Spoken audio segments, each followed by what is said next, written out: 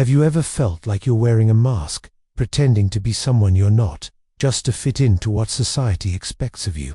That nagging feeling deep inside that whispers you're living a lie, that the person you present to the world isn't really you at all. It's as if you're trapped in a hall of mirrors, seeing distorted reflections of yourself everywhere you turn, but unable to find the one true image that represents who you really are.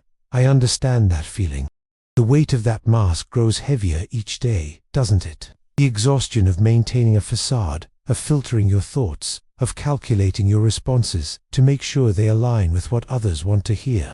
This disconnection from your authentic self creates a unique kind of pain, a hollow ache that persists even when surrounded by people who claim to know you. It's a loneliness that can't be solved by company, because the real you remains hidden, unseen, unacknowledged. But what if I told you there's a way to remove that mask, to step out of that hall of mirrors, and to discover the freedom of simply being yourself? What if the answer isn't about trying harder to fit in, but about finding the courage to be who you truly are? Today, we're going to explore the revolutionary ideas of ROGERS, a psychologist whose approach to human development offers a pathway to authentic living that might just transform how you see yourself and your place in the world. ROGERS, a pioneering American psychologist who lived from 1902 to 1987, developed what became known as person-centered or client-centered therapy, an approach that radically shifted the landscape of psychology in the mid-20th century. But ROGERS' insights extend far beyond the therapist's office, offering profound wisdom for anyone struggling with feelings of alienation or disconnection in today's society. At the heart of ROGERS' philosophy is a simple yet revolutionary idea that each of us has an inherent drive toward growth, healing, and fulfillment. He called this the actualizing tendency, an innate motivation to develop our potential and become the fullest version of ourselves possible. This is not about becoming perfect or achieving some externally defined ideal of success. Rather, it's about becoming more fully ourselves, more aligned with our own unique values, interests, and ways of being in the world. The problem, according to ROGERS, is that this natural growth process often gets derailed by the conditions placed upon us by others, particularly during our formative years. From early childhood, we learn that certain feelings, thoughts, and behaviors are acceptable while others are not. We receive love and approval when we conform to these expectations, and experience rejection or disapproval when we don't. Over time, we internalize these conditions of worth, creating what ROGERS called an ideal self, the person we believe we should be to gain acceptance from others. This ideal self becomes the template for the mask we wear, the person we pretend to be, often at great psychological cost. The gap between this ideal self and our actual experiences creates what ROGERS described as incongruence, a painful state of internal conflict and disconnection. When we live in this state, we lose touch with our organismic valuing process, our innate ability to sense what experiences are enhancing or diminishing to our well-being. Instead of trusting our own feelings and perceptions, we rely on external standards to determine what we should feel, think, and do. We begin to live by concepts and rules rather than by the direct experience of our senses and emotions. This disconnection from our authentic selves is at the root of much psychological distress and is precisely what makes so many people feel like they don't fit into society. It's not that there's something wrong with you, it's that you've been conditioned to believe that your natural way of being is somehow unacceptable or inadequate. You've learned to distrust your own experience and to prioritize external approval over internal authenticity. I want to pause here for a moment and ask you, when do you feel most disconnected from your authentic self? When do you notice yourself putting on a mask or playing a role that doesn't feel true to who you really are? I know these can be difficult feelings to articulate. Sometimes we've been wearing masks for so long that we struggle to distinguish between our authentic reactions and the responses we've been conditioned to give. But naming these experiences is a powerful first step toward transformation. If you feel comfortable, share your thoughts in the comments below, using the phrase, "I feel disconnected when ... double quotes. Your words might be exactly what someone else needs to hear, to know they're not alone in this struggle. The simple act of acknowledging these feelings can begin to loosen their grip on us. And now, continuing our exploration of ROGERS' insights into authentic living, ROGERS believed that healing this disconnection requires three key conditions. Whether in therapy or in everyday relationships, First is genuineness or congruence, being honest and transparent about our own feelings and experiences, rather than hiding behind professional facades or social masks. Second is unconditional positive regard, accepting others completely without judgment or conditions, recognizing their inherent worth, regardless of their behaviors or achievements. And third is empathic understanding, making a sincere effort to see the world through another person's eyes, to understand their subjective experience from the inside, rather than imposing our own interpretations from the outside. When these conditions are present, Rogers observed something remarkable. People naturally move toward greater authenticity, openness, and psychological growth. They become more accepting of themselves and others. They trust their own experiences more fully and make choices that align with their true values rather than external expectations. They become more creative, adaptive, and fulfilled. This process of becoming more fully ourselves, which Rogers termed the good life, isn't a fixed state to achieve but a direction of movement. It's a journey of continual growth and discovery, of becoming increasingly open to our experiences rather than defensive against them. What makes Rogers' approach so revolutionary is his profound trust in each person's capacity for self-direction and growth. Unlike many psychological theories that position the expert as the authority on the client's problems, Rogers believed that each individual is the foremost expert on their own experience. The role of the helper, whether therapist, teacher, parent, or friend, is not to diagnose, analyze, or direct, but to create conditions in which the person's natural growth tendencies can flourish. This perspective challenges many of society's fundamental assumptions about human nature and development. Where conventional wisdom often sees humans as inherently selfish, destructive, or in need of control and direction from external authorities, Rogers saw people as inherently constructive and trustworthy when freed from defensive distortions. His research and clinical experience convinced him that given the right relational environment, people naturally move toward greater maturity, socialization, and responsible freedom. This doesn't mean that humans never act destructively or selfishly, but rather that such behaviors stem from defensiveness and fear, rather than from our core nature. Rogers' ideas have profound implications for how we might approach the feeling of not fitting into society. Rather than seeing this as a problem to be fixed by trying harder to conform, Rogers would suggest that these feelings of alienation might actually be signaling an important truth, that the expectations you're trying to meet aren't aligned with who you truly are. Your discomfort might be a healthy response to an unhealthy demand that you deny or distort your authentic experience to gain acceptance.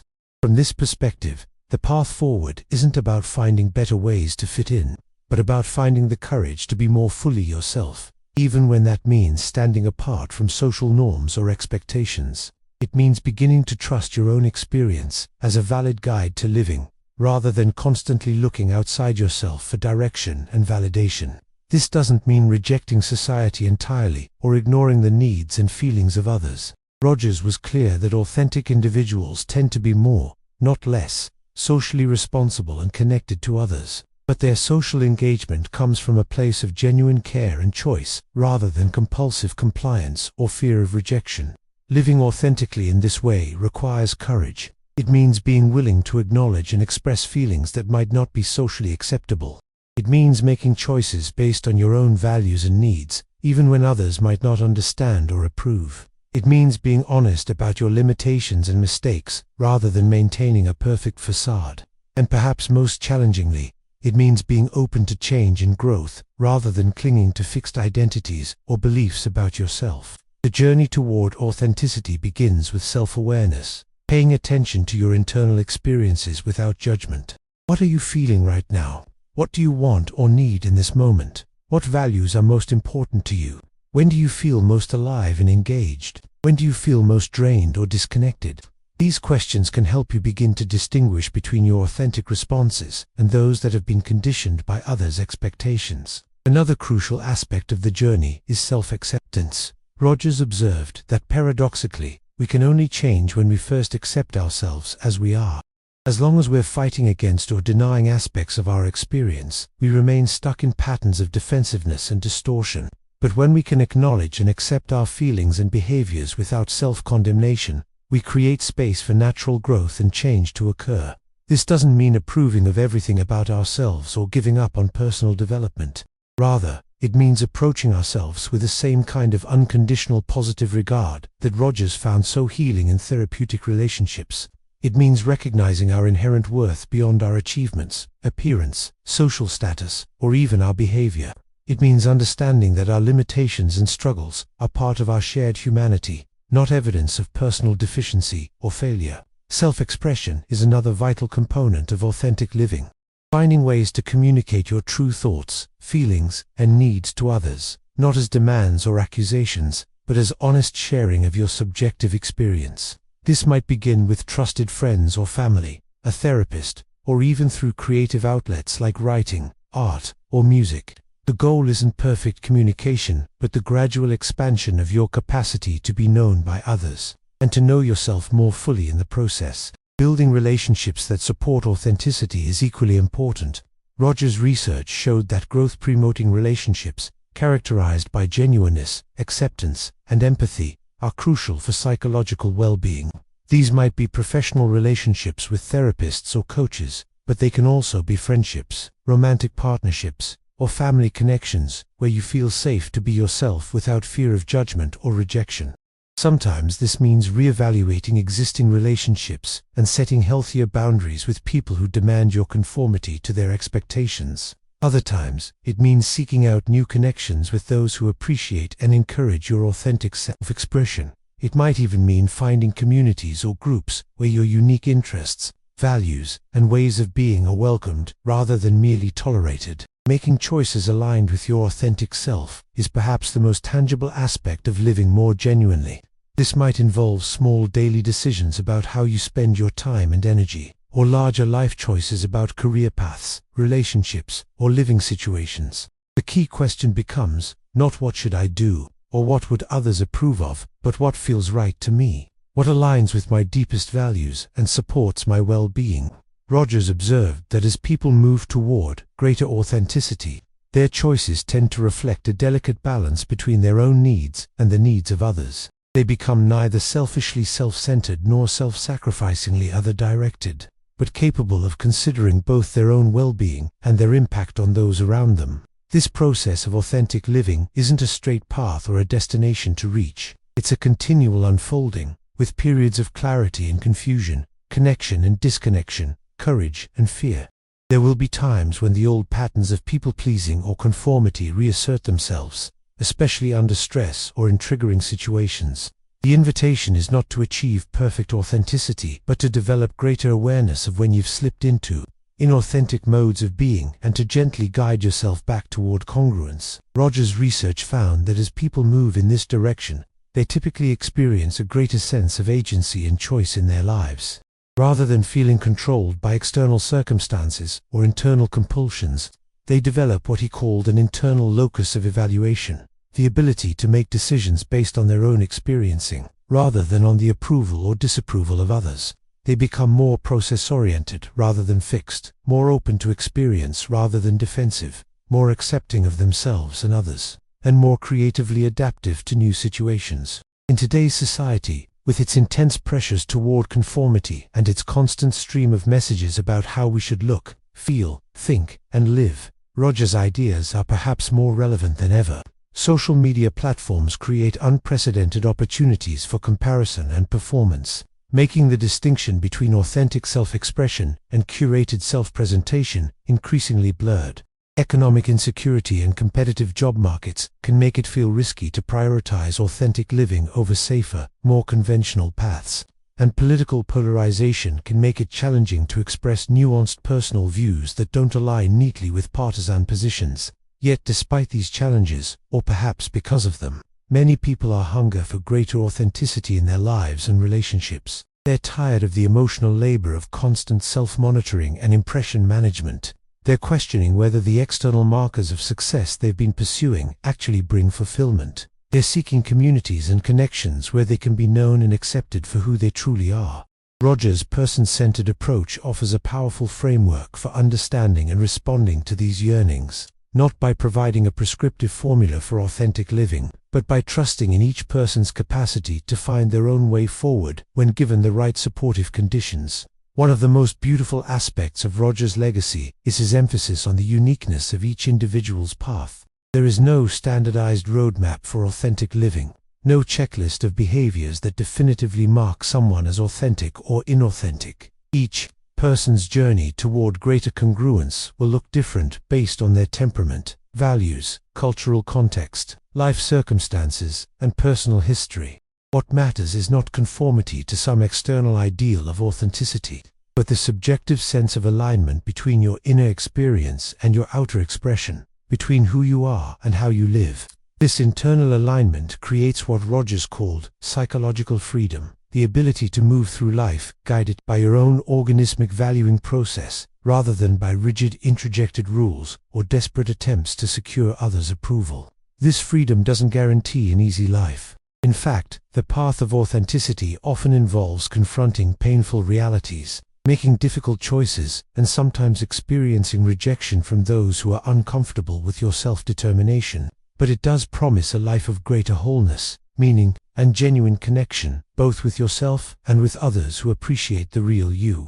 If this message has resonated with something deep inside you, if you've recognized yourself in the description of someone wearing masks or struggling to fit into expectations that don't align with your authentic self, I want you to know that you're not alone on this journey. This channel is dedicated to exploring these profound psychological insights from ROGERS and applying them to the everyday challenges we all face.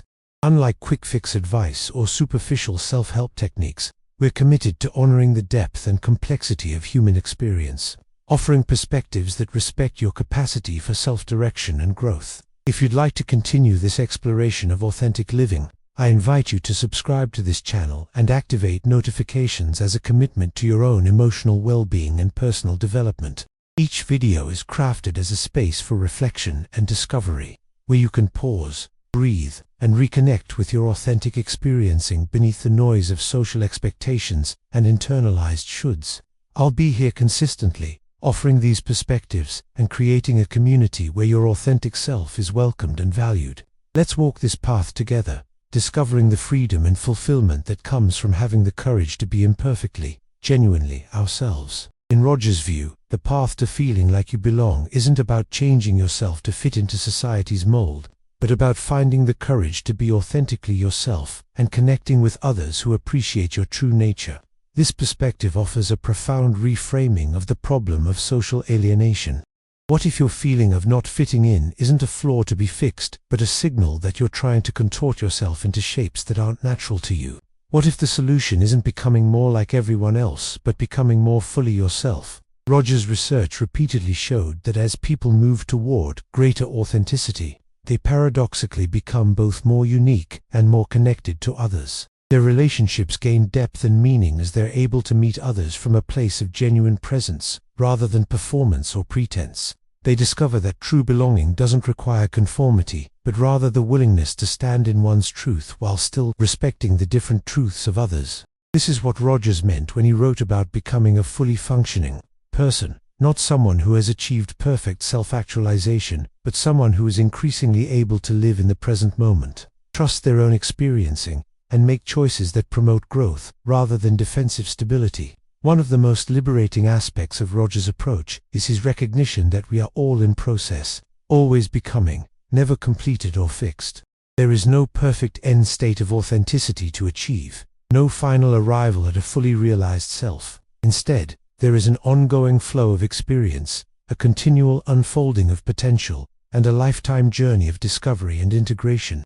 This process orientation relieves the pressure of trying to figure out exactly who you are once and for all or achieve some ideal state of perfect authenticity. Instead, it invites a curious, compassionate attention to your moment-by-moment experiencing and a willingness to continually update your self-concept based on new discoveries about yourself. About holding your identity lightly rather than clinging rigidly to fixed notions of who you are or should be. In practical terms, this might mean noticing when you say things like, "I'm just not a creative person," or "I could never stand up for myself." Statements that lock you into limited self-definitions, rather than allowing for growth and change. Rogers would encourage replacing these fixed identity claims with more process-oriented language. "I haven't found creative activities that engage me yet," or "I'm learning to express my needs more clearly." Another important aspect of Rogers' approach is his understanding of emotions as valuable signals rather than problems to be controlled or eliminated. In a society that often pathologizes strong emotions or treats them as irrational disruptions to efficient functioning, Rogers saw feelings as essential guides to our needs and values. Anger might signal that a boundary has been crossed or a need is being ignored. Sadness might indicate a loss that needs to be acknowledged and grieved. Fear might point to genuine threats or to opportunities for growth beyond comfort zones. Rather than judging or suppressing these emotions, the person-centered approach invites us to welcome them as messengers, to listen to what they're trying to tell us about our experiencing. This doesn't mean being controlled by emotional reactions or acting impulsively on every feeling. Rather, it means developing what modern psychologists might call emotional intelligence, the ability to notice, name, accept, and learn from our emotional responses, rather than being hijacked by them or cutting ourselves off from their wisdom. When we relate to our emotions in this way, they become allies in the journey toward authentic living rather than obstacles to be overcome. Rogers' emphasis on the present moment as the only point where change can occur also offers a helpful corrective to our tendency to dwell in the past or worry about the future. While he recognized the importance of understanding how past experiences shape our current patterns, he believed that healing and growth happen through fully experiencing the present rather than through intellectual insight about the past. Similarly, while he valued having direction and purpose in life, he observed that excessive focus on future goals can pull us away from the immediate experiencing that guides wise choice-making. This present-centered orientation aligns with wisdom, traditions that emphasize mindfulness and presence as essential to well-being. It suggests that authentic living isn't something to be achieved in some distant future when conditions are perfect, but a quality of engagement with each moment as it unfolds. A willingness to be present with whatever is arising in your experience without defensive distortion or denial. Practically speaking, this might mean regularly pausing throughout your day to check in with your bodily sensations, feelings, and needs. What are you experiencing right now? Are you present in this moment, or is your attention caught up in replaying past events or rehearsing future scenarios? Are you making choices based on your direct experiencing or on abstract concepts of what you should do? Rogers' ideas about authentic living were deeply informed by his own journey toward greater congruence.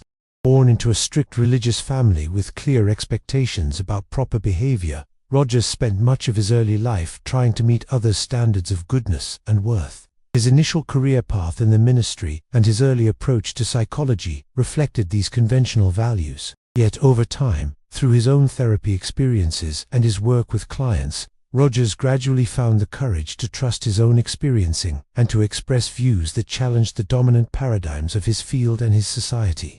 He moved from a rule-bound approach to ethics toward a more process-oriented trust in his own and others' capacity for responsible choice-making. He expanded beyond narrowly defined professional roles to engage with the full range of human concerns, from individual psychotherapy to marriage and family relationships, education, organizational development, and even international conflict resolution. In his later years, Rogers even explored interests in spirituality, parapsychology, and other topics that more conventional colleagues considered questionable or unscientific. This evolution wasn't without costs. Rogers faced significant criticism and rejection at various points in his career as he moved away from established norms in his profession. Some colleagues dismissed his approach as too permissive or unscientific. Others accused him of naivete about human destructiveness or of undermining necessary social structures. Yet Rogers remained committed to following his own experiencing rather than conforming to external expectations, demonstrating the very courage he described as essential to authentic living. His personal journey illustrates another key insight from his work, that the path of authenticity isn't about achieving some perfect state of self-expression or social acceptance, but about developing the resilience to remain open to experience and true to one's values even in the face of criticism or misunderstanding. It's about having the courage to risk disapproval for the sake of integrity, not as an act of defiance or self-righteousness, but as a necessary condition for growth and meaningful connection. Rogers found that as he became more authentic in his work and relationships, he actually formed deeper and more satisfying connections with those who could appreciate his genuine self-expression. even as he sometimes felt more distant from those who expected him to conform to conventional roles and expectations. This pattern points to another important aspect of authentic living: the need to accept that not everyone will understand or appreciate your authentic self-expression. In a world of diverse values, personalities, and perspectives, it's inevitable that your authentic choices will sometimes conflict with others' expectations or preferences. Rogers wasn't suggesting that we should disregard others' feelings or needs in the name of authenticity, but rather that we need to distinguish between respectful consideration of others and anxious conformity, based on fear of rejection. True respect for others includes honesty about our own feelings and needs, even when they differ from others' wants. It includes setting healthy boundaries rather than complying with demands that violate our integrity. And it includes accepting that some relationships may need to change or even end if the expectations within them require excessive self-betrayal. The good news is that as you become more authentic, you typically attract and deepen connections with people who appreciate the real you, even as you might experience greater distance from those who were attached to the roles you were playing or the masks you were wearing. Rogers' approach to authentic living also challenges us to reconsider our relationship with vulnerability. In a society that often equates vulnerability with weakness and promotes an ideal of invulnerable competence and self-sufficiency, Rogers recognized that genuine strength paradoxically includes the willingness to acknowledge our limitations, uncertainties, and needs. Being authentic means letting go of the exhausting pretense of having everything figured out or being able to handle everything on your own. It means being honest about your struggles rather than maintaining a facade of perfect competence. It means asking for help when you need it, rather than suffering in silence to protect an image of self-sufficiency. And it means expressing genuine feelings, including those that might be judged as negative or inappropriate in certain contexts. This kind of vulnerable authenticity requires courage, especially in environments that reward the appearance of flawless competence. Yet Rogers found that when people risk this kind of honest self-disclosure in contexts where it's met with acceptance rather than judgment, it leads to deeper connections and actually enhances their effectiveness rather than diminishing it. Leaders who can acknowledge their uncertainties often inspire more trust than those who pretend to have all the answers. Friends who can share their struggles often form deeper bonds than those who present only polished versions of their lives. Even in professional contexts, appropriate transparency about limitations or challenges typically leads to better collaboration and problem-solving than maintaining a facade of perfect competence. The key is discernment about appropriate contexts and boundaries for vulnerability, not as a form of self-protection through hiding, but as a recognition that different relationships and situations call for different levels of disclosure. Rogers wasn't advocating indiscriminate emotional exposure in all contexts, but rather a general movement toward greater congruence between inner experience and outer expression across the various domains of life. This discernment process itself becomes an important aspect of authentic living, learning to sense when, how, and with whom it's growth-promoting to share different aspects of your experience. If all this talk of authenticity and congruence feels somewhat abstract, Rogers offered a very practical way to assess whether you're moving in the direction of greater authenticity.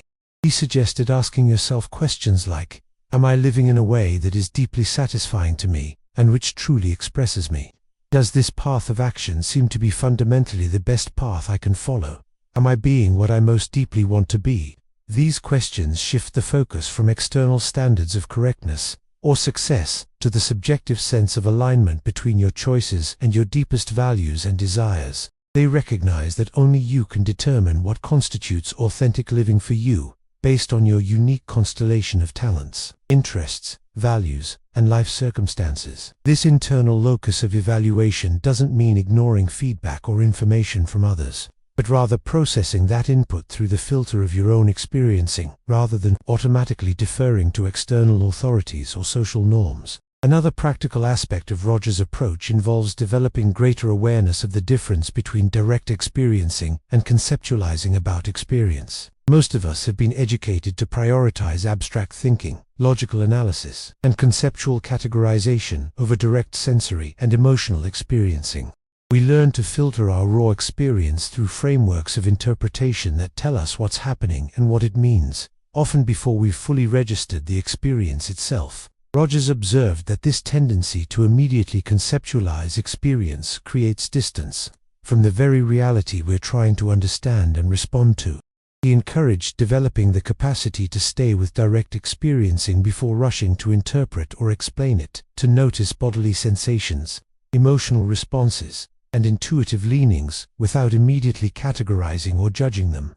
This doesn't mean abandoning rational thought or critical analysis, but rather ensuring that our thinking is grounded in and responsive to our actual experiencing rather than disconnected from it. When we can maintain this connection to our moment-by-moment experiencing, we have access to a much richer source of information for decision-making and self-direction than when we rely solely on abstract rules or concepts. Rogers' approach to authentic living also offers a powerful reframing of failure and mistake-making. In a society that often treats failures as evidence of personal inadequacy and mistakes as things to be hidden or denied, Rogers saw them as essential aspects of the growth process. The willingness to risk failure is necessary for any significant growth or achievement. The capacity to acknowledge and learn from mistakes is crucial for developing wisdom and skill. From a person-centered perspective, the question isn't whether you'll make mistakes or experience failures. That's inevitable for anyone living a full, engaged life. The question is how you relate to these experiences. Can you approach them with curiosity rather than shame? Can you see them as valuable information rather than evidence of deficiency? Can you maintain your sense of inherent worth even when your performance falls short of your hopes or others' expectations? This shift in relationship to failure and mistake-making is liberating. It allows you to take appropriate risks, to learn and grow from setbacks, and to maintain your psychological equilibrium even when things don't go as planned. It's part of developing what contemporary psychologists might call a growth mindset, rather than a fixed mindset, seeing challenges as opportunities for development rather than as threats to a rigidly defined self-concept. This perspective is particularly valuable in a culture that increasingly equates a person's worth with their productivity, achievement, or social status. Rogers was clear that human worth isn't earned through accomplishments or diminished by failures. It's inherent in our being. This unconditional positive regard for oneself and others creates the psychological safety necessary for authentic living and growth. When your sense of worth isn't contingent on perfect performance or others' approval, you're free to make choices based on what truly matters to you, rather than on what will secure external validation. You're free to acknowledge limitations and mistakes without spiraling into shame or self-condemnation. And you're free to appreciate others for who they are, rather than for what they can do for you or how they reflect on you. This unconditional positive regard doesn't mean approving of all behaviors or liking all aspects of yourself or others. It means maintaining a fundamental attitude of respect and care that isn't withdrawn when someone fails to meet expectations or displays unappealing traits. It means separating the assessment of specific actions from the valuing of the whole person. As we move toward the conclusion of our exploration of Rogers' insights on authentic living, it's worth considering how these ideas might be applied, not just individually but collectively. Rogers himself became increasingly interested in the social and political implications of his work as he aged. He came to believe that the conditions that promote individual growth, genuineness, acceptance, and empathy are equally necessary for healthy communities, organizations, and societies. He envisioned a world where these qualities would characterize our educational systems, workplaces, healthcare institutions, and governance structures. This vision stands in stark contrast to social systems built on control, competition, and conformity, systems that often contribute to the very disconnection and alienation that makes so many people feel like they don't fit in. Rogers wasn't naive about the challenges of creating more person-centered social structures, but his extensive work with groups convinced him that when people experience genuine acceptance and empathic understanding, they naturally move toward more collaborative, compassionate, and creative ways of being together. This suggests that the feeling of not fitting into society might be pointing not just to a personal journey of authentic living, but to a collective need for more humane and growth-promoting social structures. Perhaps your discomfort with certain aspects of the status quo isn't something to overcome through better adaptation, but a legitimate response to systems that don't adequately honor human dignity and potential. Perhaps your authentic self-expression, far from being a self-indulgent rejection of social responsibility, is actually a necessary contribution to the evolution of more life-enhancing communities and institutions. Rogers found that when people move toward greater authenticity, they typically become more, not less, socially engaged and responsible. But their engagement comes from a place of genuine care and creative response to real needs rather than from conformity to social expectations or roles. They're able to participate in social change efforts without being driven by rage, resentment, or rigid ideologies, maintaining an openness to complexity and a willingness to engage constructively across differences. So if you've been feeling like you don't fit into society, perhaps the invitation isn't to try harder to squeeze yourself into existing structures and expectations, but to trust the wisdom of your discomfort. Perhaps it's calling you toward a more authentic way of being that might contribute to the healing and transformation not just of your own life, but of the broader social fabric. This doesn't mean dramatically rejecting all social norms or responsibilities. Rogers was clear that authentic individuals remain deeply engaged with others and responsive to social realities. But it does mean developing the courage to live from the inside out, rather than from the outside in, too.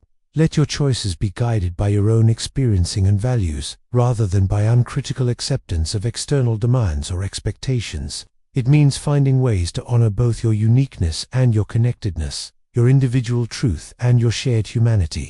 It means discovering what Carl Rogers called the good life, not a state of fixed perfection or bliss, but a process of becoming increasingly open to experience, increasingly trusting of your organismic wisdom, and increasingly capable of making choices that promote your own flourishing and contribute to the well-being of the larger whole. If you've stayed with me through this exploration of Rogers' approach to authentic living, I want to express my appreciation for your attention and engagement. These aren't simple ideas to be passively consumed, but invitations to a profound journey of self-discovery and growth. If you've found value in this perspective and would like to continue exploring the path of authentic living, I encourage you to subscribe to this channel. Each video offers an opportunity to pause the constant bombardment of external messages about who you should be and to reconnect with your own inner wisdom about how to live a meaningful and fulfilling life. By activating notifications, you're making a commitment, not just to receiving content, but to regular moments of reflection and self-connection in a world that rarely encourages such pauses. I'm here as a fellow traveler on this path, offering perspectives from thinkers like Carl Rogers, who have much to teach us about the art and science of being human in complex times. Thank you for your presence, and I look forward to continuing this journey together, discovering the freedom and fulfillment that come from having the courage to be authentically ourselves in a world that often seems to demand the opposite.